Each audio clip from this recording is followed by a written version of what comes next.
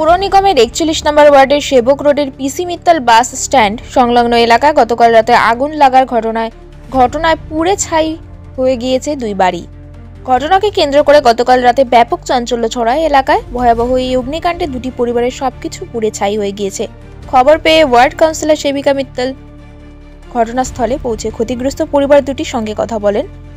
ঘটনার পর আজ ঘটনাস্থল পরিদর্শনে শিলিগুড়ির মেয়র গৌতম দেব, ডেপুটি মেয়র রঞ্জন সরকার এবং বড় চেয়ারম্যান প্রীতিকণা বিশ্বাস সহ স্থানীয় নেতৃত্বরা। ক্ষতিগ্রস্ত পরিবার দুটির সঙ্গে কথা বলেন তারা। কি বললো একবার শুনবো।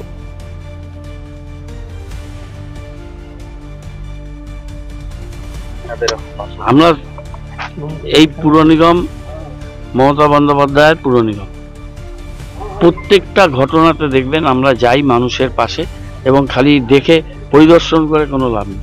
এদের পাশে দাঁড়াতে হবে, সব জায়গাতে দাঁড়াই। একটা কোনো ঘটনা বলতে পারবে না কেউ যেখানে পুরসভা ঘুমিয়েছিল।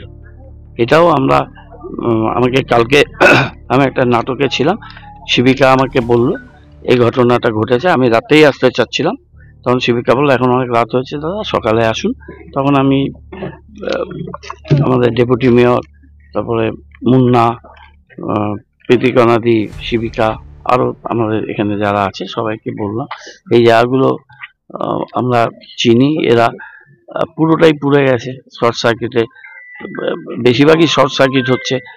আমরা সাধারণত ইলেকট্রিক কানেকশন নেওয়ার পরে আর কেউ খেয়াল করি না বাড়িতে যে কানেকশনটা ঠিক আছে না আছে।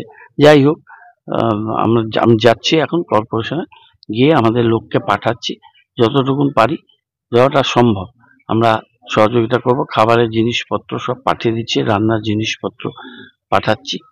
আর বাড়িগুলো কতদূর আমরা করে দিতে পারি খুব দ্রুত করতে হবে, নাহলে আর শীতের মধ্যে কোথায় থাকবে।